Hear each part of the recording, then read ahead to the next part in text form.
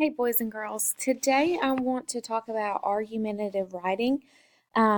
We need to get these notes down on a sheet of notebook paper. So first and foremost, if you don't have a sheet of notebook paper, go ahead and take it out.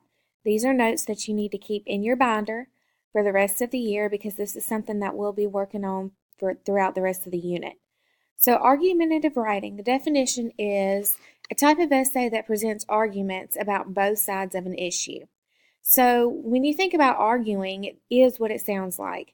A couple of examples that you may have heard before. Should soft drinks be allowed in school? Yes or no? Do you agree with that? And your argument is what you want to argue. You get to choose your argument. Your argument has to have valid reasoning. So what I want you to do right now on your on your sheet of paper, I want you to title it Argumentative Writing. And then I want you to write this definition. Requires you to establish a position or claim and argue your stance using evidence and sound reasoning.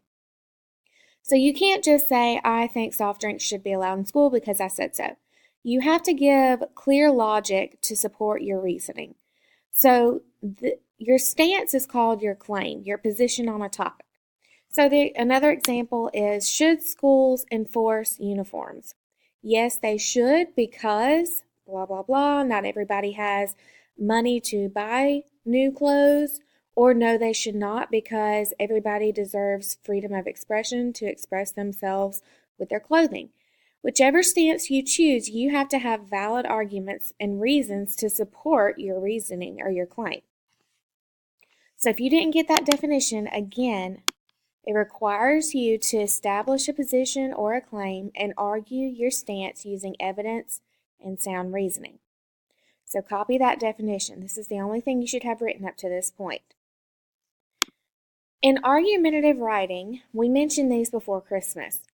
In argumentative writing or in any writing, you need to have what we call transitional words or phrases. So we talked about that a lot before Christmas. Transitional words and phrases help your writing to flow better.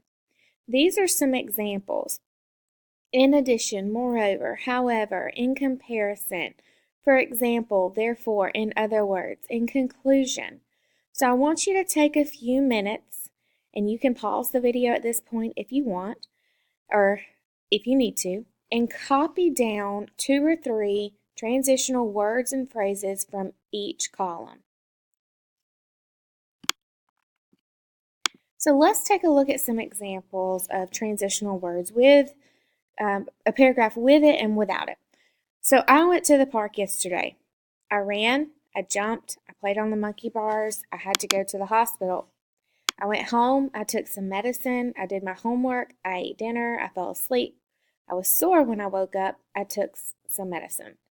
So when you read that, it does not sound really good when you read it. That kind of sounds like poor, pitiful writing. So what we need to do is add transitional words and phrases to this to make our writing flow better.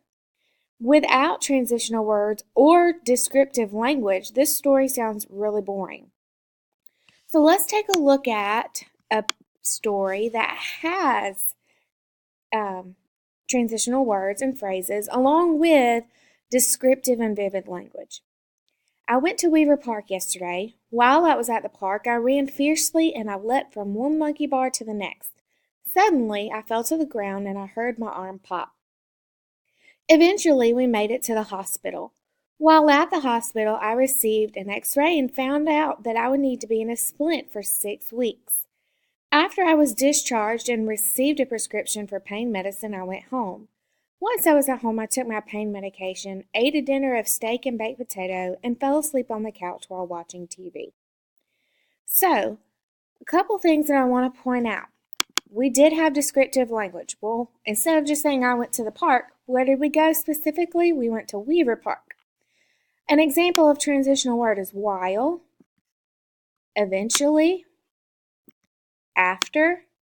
All of these things help our writing to flow better.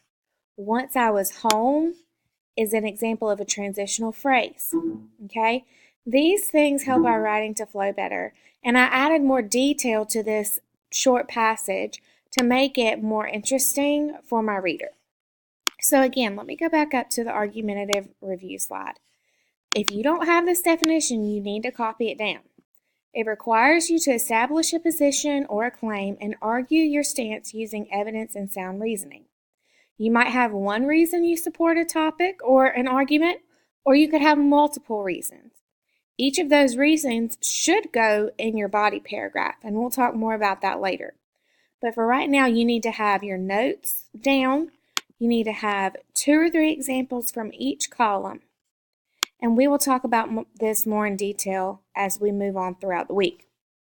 Now, what I want to do real quick next is to talk to you about Chapter 18 of The Giver. We are flying through this book.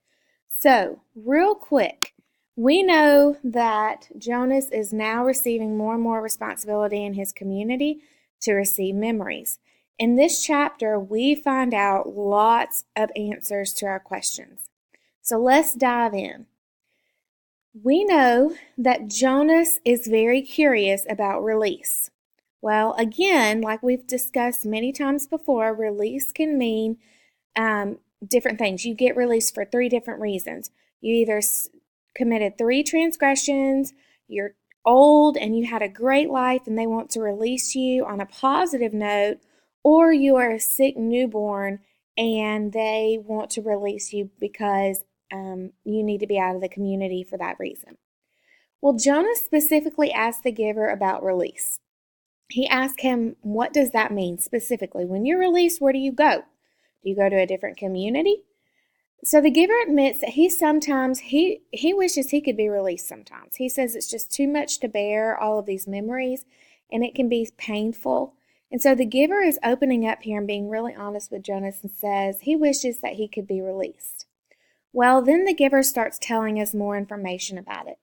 The giver explains, remember the old man is the giver, that 10 years ago they made all of these rules in the community for a specific reason. Because the other receiver of memory who was chosen before Jonas failed at her job. It was a girl.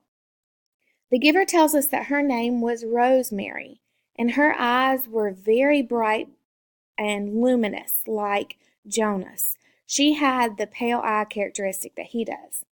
And her name was Rosemary. Well, because the giver thought she might need extra help with her training, he only gave her happy memories at first. So he continued to give her these happy memories at her training sessions.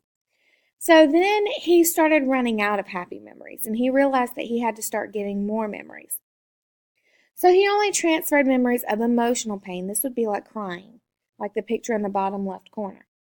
So he transferred memories of emotional pain, like an example would be a child taken away from his or her parents. Well, this caused Rosemary to be very sad. And then all of a sudden he ran out of those slightly painful memories, and then he had to give her only the really harsh pain memories.